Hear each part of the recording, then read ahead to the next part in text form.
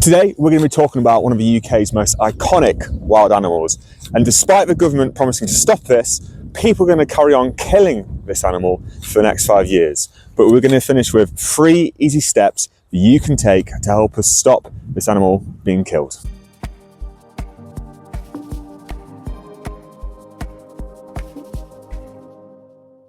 Hi guys, and welcome to Animal Rights Explained. So today we're going to be talking about the badger in the UK, or the Eurasian badger if you want the technical Latin name for it. Badgers are absolutely gorgeous animals, and their black and white stripes are really iconic and emblematic of everything that's wonderful about the wild British countryside. Badgers also play a really key role in protecting the UK's ecosystems because the habitats in which they're found, which is normally wild woodland here in the UK, they perform a role as an ecosystem engineer because the digging that they do to create sets, which is the burrow type habitat in which they live, helps to break up the soil, to help the soil health, but also disperse seeds to also spread different kinds of wild flora as well. Badgers have got a lot going for them, and some estimates put their numbers in the UK at around a total population of around about 500,000. However, very sadly, unfortunately, it's not always been the case that badgers have been so beloved. Work by organisations such as the Centre for Animals and Social Justice explains how badgers historically have been persecuted, and this has happened in different ways. One example is that badger sets can be destroyed or disturbed and damaged in different ways. And another one is a practice called badger baiting. Now, this is a very cruel blood sport where badgers are taken from their wild environment and forced to fight against other animals, including sometimes other badgers. In the face of this persecution, which unfortunately still continues to a degree up until this day, campaigners work tirelessly for better protection for badgers. And this culminated in 1992 in the enactment of something called the Protection of the Badgers Act. Still, this 1992 piece of legislation is the primary law which makes sure that our wild badgers are properly protected. So time for Animal Rights Explained to do what it says on the tin and to make this complicated piece of legislation easy and explain it for you and give you a summary of what it means for our badgers. The Protection of Badgers Act starts off by making it an offence for any person to willfully kill, injure or take a badger. The Protection of Badger Act then goes on to make it a more general offence for a person to cruelly ill-treat a badger. And it also gives some specific examples of this. So for example, trying to take them out with something called badger tongs, which are long pieces of metal pole, or attempting to dig up badgers from their natural environment. The legislation then goes on to criminalise the intentional or reckless damaging of badger sets. And there's various different ways in which this can be done. It might be damaging the set, it might be interfering with it, blocking the entrances, allowing dogs to run down into that set, or indeed disturbing the animals whilst they're resting in their natural home. Now, any person who does any of these offences faces different penalties in the UK depending on where they commit the offences, which is both a little bit confusing and also inconsistent. But in short, if a person does these offences and they're convicted upon trial in England, Wales or Northern Ireland, they face a maximum punishment of up to 6 months in prison. However, if you do the same things in Scotland, you can face up to 12 months in prison. Maybe that just goes to show that the Scottish people value their wildlife much more than we do over here in England.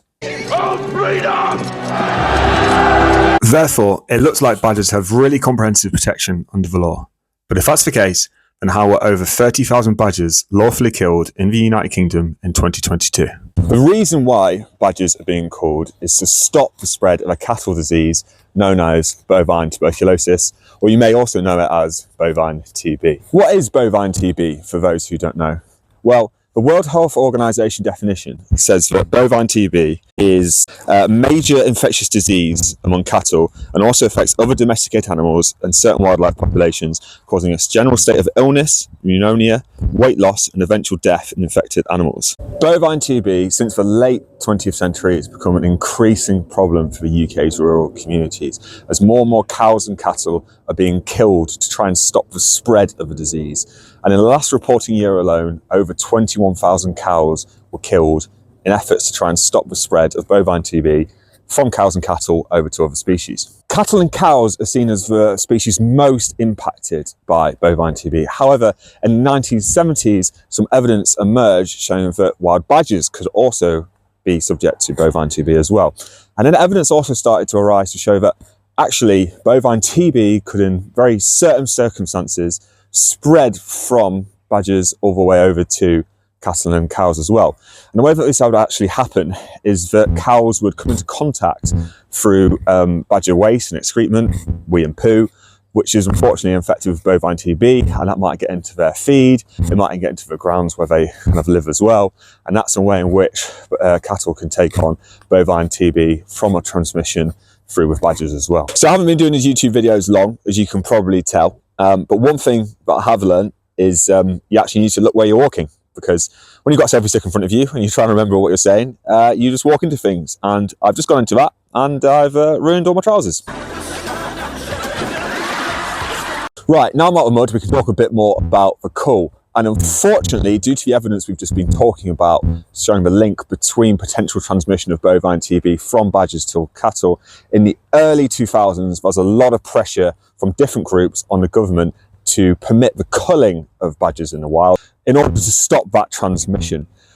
Unfortunately, despite resistance from different scientific and animal welfare and conservation groups, all this culminated with the government permitting a pilot cull in England back in 2013.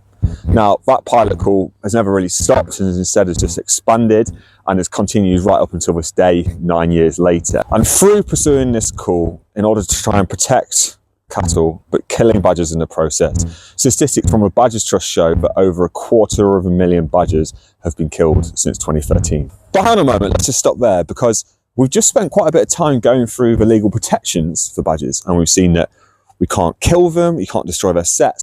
So how is it that the government's permitting people to legally go about killing these wild animals? Now, the reason why the badger cull is legal is because of something later on in the Protection of Badgers Act legislation, which essentially provides that it's legal for someone to do something which would otherwise have been criminalised under this piece of legislation, as long as they're doing it pursuant to a government-issued licence for the purposes of preventing the spread of disease, which could include bovine tuberculosis, and they're doing that in specified areas.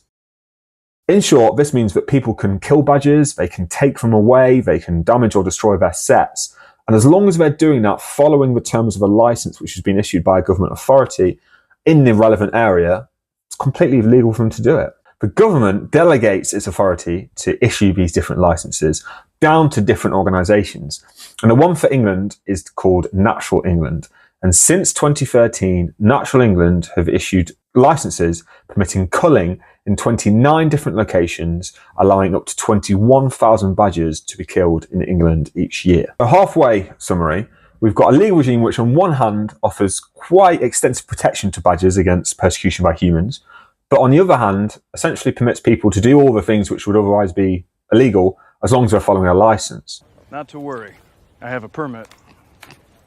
What does the science say about this? Now, I'm not a qualified scientist at all, so all the science which I'm going to discuss, I'm going to link references down below to the materials so you can read through and make your own decisions. Now, according to DEFRA, the latest evidence from the first 52 cull areas where they allowed licensing shows that rates of bovine tuberculosis breakdown in cattle are down on average by 56% after 4 years of culling. However, since this study has been published, a later peer-reviewed study by another scientific group, published in a scientific journal, examined the data relied upon by DEFRA and demonstrates that such data cannot possibly justify a positive causative link between the culling of badgers and the reduction in herd-wide bovine TB in the cattle in the local area.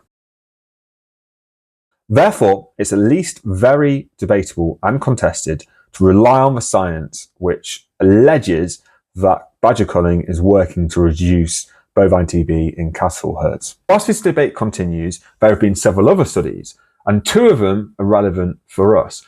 One of these is done by the Zoological Society of London, and this shows the effectiveness of vaccinating badgers against bovine TB instead of killing them. And a further study even backed this up, showing a reduction in bovine TB prevalence in local badger populations of 16% down to 0% where those badgers are vaccinated instead of culls. This is far more effective than any program of culling badgers. So let's take stock for a moment. We've got a cull, which is based on contested and controversial science, which has permitted over 250,000 animals to be killed over the last decade and more.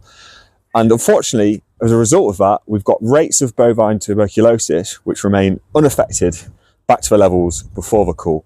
And crucially, is only where this is carrying on in England, still higher in terms of levels of bovine TB than in neighbouring Wales and Scotland, which also have the disease. But crucially, these countries don't kill badgers to try and stop the spread of the disease. So how is this going unchallenged? Well, not everyone's taking this lying down. And for decades now, different organisations and groups have been bringing challenges in the courts against the decision to allow badgers being culled to stop the spread of bovine tuberculosis. And in some instances, if we look at the work by Wild Justice, by the Northern Ireland Badger Group and the Badger Trust, they've even been successful in quashing some of these licences, which basically means in the areas which are affected, people cannot continue killing badgers. Nice. Following these court challenges, the end of 2024 brought in a really welcome change with a new Labour government that announced as part of its UK-wide eradication of bovine TB strategy, it would eventually end the badger cull. This was part of the Labour manifesto, so a lot of credit goes down to all those organisations which really pushed hard for this to become proper government policy. Unfortunately, however, the announcement isn't without its drawbacks. You're joking. Not another one? As we can see, comments by Steve Reed, who's the Minister for the Environment at the time, have decided to allow the continuing of the culling of badgers under the licences which are existing at this moment in time. This means that mass culling of badgers is going to carry on for the next couple of years whilst the licences run out their normal length. And in 2024 alone, Natural England issues licences allowing culling in 17 new areas in addition to the areas where badger culling was already legal. And the government also hasn't ruled out allowing more licences to be issued for the killing of badgers up until 2026. So with that change, we've got a light at the end of the tunnel for those of us who oppose badgers being culled. But unfortunately, currently right now, we're really still in a position that we've still been for the last 10 years. People are still shooting and killing badgers ineffectively to try and stop the spread of bovine TB. And with that announcement from the government that this is going to continue at least up until potentially 2029, we've got a ridiculous position where everyone knows what's happening is wrong, but we're just allowing it to coast and continue along for the next 5 years. But not everyone's taking this lying down. And some of the groups I've just explained earlier are challenging this in the courts as well, using that government's acknowledgement of wrongdoing as a weapon, really, to try and bring the cull to an end earlier. Before we end today's video, at the start of the video, I've promised you 3 easy steps you can take as an animal advocate to help us accelerate the end of the badger cull. This ends now! The best thing about these 3 steps is that if you sat at your desk or if you're on your mobile phone whilst you're commuting about, you don't need to change anything. You can take the steps where you're sat or where you're stood on your phone or on your computer, whatever it might be.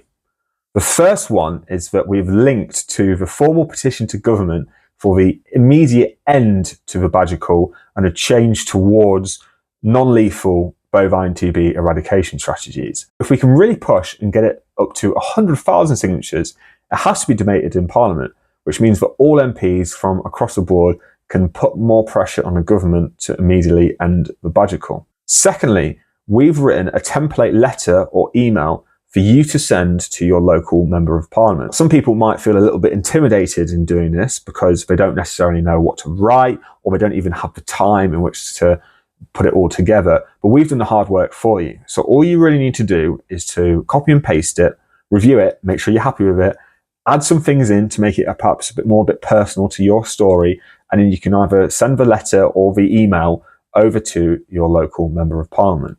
If you don't know who your local MP is, we've also put a link below in the description to a website called They Work For You, which is a fantastic website, and it allows you to put your postcode in there just to check who your local MP is. Finally, we've also written a letter and an email for you to send to the Department for the Environment, Food and Rural Affairs, which is the responsible department for managing things such as badger culls, to make sure, again, that we can have more pressure on the appropriate government department to immediately end the cull. That's it today from Animal Rights Explained, guys. Thank you very much for watching the video. I hope you've enjoyed it. If you have, please like and comment down below with your thoughts. It really helps us drive engagement and get the message out to a wider group of people. And if you want more content like this, consider subscribing as well.